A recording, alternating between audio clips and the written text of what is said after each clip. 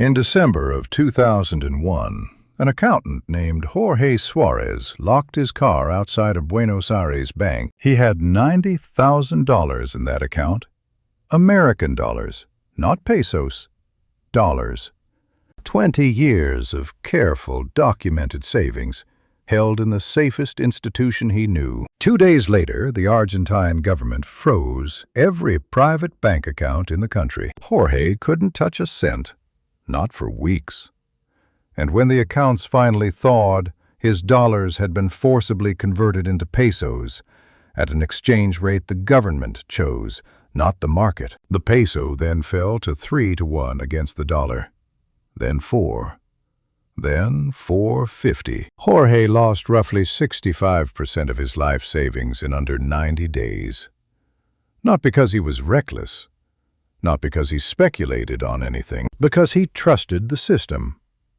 And the system, it turns out, was not designed with Jorge in mind. Now let me tell you about Jorge's neighbor, a man named Rafael, olive farmer, 3rd generation. Rafael didn't keep much in banks. Not out of naivete, he simply didn't trust institutions. He held land that produced food. And he held something harder to define, the trust of the community he fed. The corralito, that's what Argentines call the account freeze, didn't touch Rafael's harvest. His olives were still worth olives. His land was still worth land. His customers still needed to eat. Rafael wasn't a financial genius. He wasn't sophisticated in any way the banking system would recognize. He just happened to hold assets that couldn't be frozen, converted, or redenominated by government decree. That's the whole story, right there. Before I say anything else, that's the entire thesis. My attorney reviewed this script before it went to production.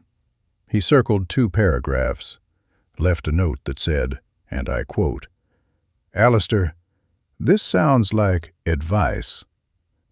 Then he billed me for 90 minutes. For the record, and he loves when I say for the record, nothing in this video constitutes financial advice. What it does constitute is the conversation nobody had with you at 25. Consider yourself advised. Now, here's what I want you to understand. The Argentine collapse wasn't a black swan. It wasn't a once-in-a-century disaster. It was a pattern, one that has repeated itself in different countries, under different flags, across thousands of years of recorded economic history. The Hungarian pengu. Most people have never heard of it. In 1946, Hungary experienced the worst hyperinflation ever recorded by any government in human history. Prices doubled every 15 hours at peak.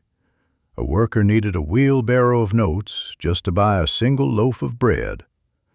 The government eventually abolished the currency and started over from scratch. The Brazilian cruzeiro was replaced in 1994. Before that, Brazil burned through the cruzado, the novo cruzado, the cruzeiro real, 5 different currencies in 17 years. The British pound has lost 97% of its purchasing power since 1797. The US dollar has lost roughly 96% since 1913. These aren't crashes. They're slow bleeds, so gradual that most people never notice them happening in real time. Here is the historical record, stated plainly. Every fiat currency in recorded history has either collapsed outright, been replaced by decree, or suffered severe and sustained purchasing power erosion. Every single one. No exceptions in the ledger. That's not apocalypticism. That's not a political position. That is just reading the data honestly. And the question that data raises is simple. If the money always corrodes, and history says it always does, what doesn't? What did the people who came out the other side actually hold? I spent 30 years inside the financial system. I watched the Argentina crisis from a desk on Wall Street. I was on the floor for the 2008 unwinding, and I've spent the years since reading the historical record of every major currency crisis, going back to Rome, debasing its silver coinage in the 3rd century AD. Across all of it, across centuries, continents, wildly different political and economic systems, 6 categories show up consistently. On the right side of history, over and over and over again. Let me walk you through them. Number 1. Productive land. Not land as a speculative asset. Not a condo in a hot market. I mean land that makes something. That produces food, timber, water, minerals. During the Weimar hyperinflation in 1923, rural landowners emerged largely intact. Their output retained value regardless of what the Reichsmark was doing. Rye was worth rye. Timber was worth timber. The currency changed. The harvest didn't. During Zimbabwe's hyperinflation of 2008, when the government printed a $100 trillion note that couldn't buy a loaf of bread, smallholder farmers who grew staple crops had a degree of insulation that urban workers simply did not. You could barter food. You could not barter a note that lost half its value between breakfast and lunch. Land that produces essential goods exists outside the denomination problem. You cannot redenominate a crop yield. You cannot freeze a harvest by government decree. The output was real before the crisis, and it remains real after. Number 2. Commodities that function as universal exchange. Gold is the obvious answer here. And I know every finance channel eventually arrives at gold. Bear with me, because the reason isn't mystical. It's mechanical. Gold has been used as a store of value across every major civilization for roughly 5,000 years. Actually, some historians put it closer to 6,000, if you include pre-coinage trade. Not because it's pretty, because it's finite, portable, divisible, and no government on earth can manufacture more of it. It has no counterparty. No central bank, no issuing authority that can decide to print another 40% of supply in a single calendar year. During the Soviet ruble collapse of the 1990s, ordinary Russians who had converted even modest savings into gold coins or into stable foreign currency saw dramatically better outcomes than those holding ruble-denominated bank accounts. The same pattern holds in Turkey's lira crisis of 2021, in Iran's rial collapse under sanctions, in Venezuela's bolivar implosion. The mechanism is always the same. Finite, hard commodities maintain exchange value when paper claims on value do not. Number 3. Businesses with pricing power. And this one is more nuanced. Most people get it wrong. Not all businesses survive a currency crisis. The ones that collapse are those with fixed-price contracts and rapidly rising input costs. A bakery locked into a long-term supply agreement while flour doubles. A landlord operating under rent controls while maintenance costs explode. The businesses that survive, and sometimes prosper, are those that provide something essential and have the leverage to raise their prices. Utilities, food supply chains, the local grain mill, the fuel depot, the pharmacy, medical suppliers. Basic infrastructure with no real competition. During Argentina's crisis, businesses in consumer staples with genuine pricing power held value in ways that luxury retail simply did not.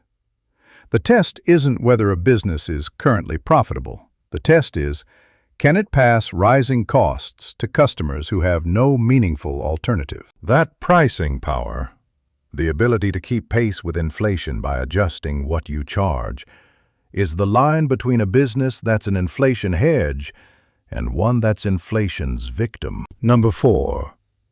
Assets held outside the collapsing system. Here's what wealthy families always do first. And they do it quietly. And they do it early, years before anyone starts using the word crisis. In Argentina, the families with significant capital had moved assets into foreign accounts, foreign real estate, foreign businesses well before December 2001. When the corralito hit, they were barely affected. Their wealth wasn't in pesos.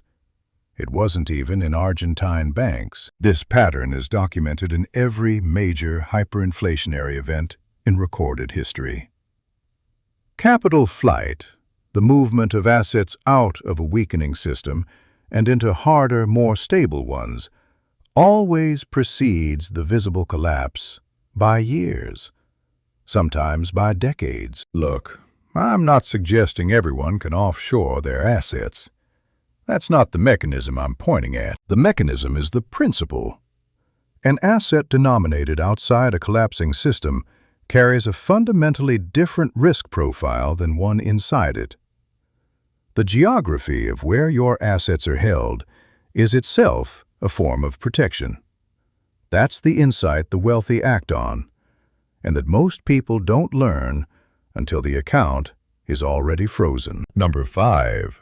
Essential skills that cannot be printed. Here's what I'd call the democratizing insight of every crisis I've ever studied. You don't need capital to hold the most crisis-resistant asset in existence. You need competence. The doctor in Weimar, Germany did not starve. Patients paid in potatoes if that's what they had. The mechanic in Buenos Aires, who could keep an aging truck running, had more reliable income in 2002 than the bank manager whose entire career had just evaporated. The tradesman, the midwife, the electrician, the person who knew how to fix things, grow things, build things with their hands. Skills cannot be frozen. They cannot be confiscated. They cannot be redenominated by government decree. And unlike gold, they appreciate with use. The more you practice, the more valuable you become. In times of currency stress, labor markets shift dramatically toward essential competencies and away from administrative roles that depend on system stability. The work that survives is work with direct, tangible, irreplaceable value. This is the only crisis-resistant asset that zero capital can acquire, which makes it, historically, the most democratic inflation hedge ever identified. Number 6. And this is the one nobody talks about. Community trust. Social capital. Your reputation within a physical community, the people around you who know your name, know your work, know that you do what you say you'll do. During every hyperinflationary crisis, something predictable happens. Formal economic systems weaken, and informal barter networks emerge in their place. They emerge within existing communities, neighborhoods, towns, trade circles among people who already know each other. And the people who thrive in these informal economies aren't always the wealthiest before the crisis. They're the people who are known. The farmer everybody buys from. The mechanic people recommend to their relatives. The woman who organized the food cooperative before anyone else thought they'd need one. During Yugoslavia's hyperinflation of 93 and 94, the second worst on record, parallel barter economies emerged almost immediately at the local level. The people who had built genuine social capital, who were embedded in networks of mutual obligation and trust, had something to offer before they had anything physical to hand over. This is not sentimentality. It is documented economic behavior. Community networks have zero correlation to currency stability because they're built on trust, not denomination. And unlike every other asset on this list, you can start building that one tonight, for free, with no account required. Let me come back to Jorge and Rafael. Jorge lost 65% of his savings because they were denominated inside a system that turned against him. His money was money, and money is only as reliable as the institution guaranteeing it, and that institution has interests that don't always align with yours. Rafael came through intact, not because he was smarter, because his assets existed outside the denomination problem. The pattern across history is, frankly, embarrassingly consistent. What survives currency collapse is always some version of the same 6 things. Things that produce essential goods. Things that function as universal exchange. Businesses that can pass rising costs to customers with no alternative. Assets held outside the collapsing system. Skills that provide direct, irreplaceable value. And community networks built on trust, not paper. The system isn't broken, by the way. I want to be precise about that. It's working exactly as designed. The design just doesn't have your name on it. Every fiat monetary system in history has transferred wealth from savers toward those who hold assets denominated outside the currency. That transfer moves slowly in stable times. It accelerates in crisis. But it is always moving, and it is always moving in the same direction. The financial media covers currency crises like rare disasters, black swans, once-in-a-generation catastrophes. But read the actual historical record. Purchasing power erosion isn't rare at all. It is nearly universal. The only variable is speed. Some systems decay slowly. Some collapse quickly. The direction is always the same. And before anyone writes in the comments that I'm fear-mongering, I hear you. I know what this sounds like. I know it sounds like the guy on the internet who wants to sell you gold coins and a bunker subscription. I spent 30 years inside the machine. I'm not selling anything. I just know how it works. And knowing how it works includes knowing that every system eventually reaches the limits of what it can sustain. That's not pessimism. That's just reading the ledger honestly. The question worth sitting with is this. If the purchasing power of paper money is structurally guaranteed to decline, and history says it is, what are you holding that doesn't decline with it? Not which product to buy, not which fund to open. I'll leave that to people with licenses and fiduciary obligations. That's not my lane anymore. The question is simpler than that. Do you understand the architecture of what actually holds value when money doesn't? Because Jorge didn't. Until December of 2001, and by then, it was a little late to ask. If this made you think about something you hadn't considered before, that's the entire point. Drop a comment. Tell me which of the 6 you think is the most underestimated. I genuinely want to know what people are actually weighing when they think about this. And if you think I got something wrong, tell me that too. I have 30 years in finance, an attorney on retainer, and apparently nothing better to do than sit here and tell you things the system would prefer you didn't think about. He reviewed this one. He'll be billing me for the disclaimer. You've been warned.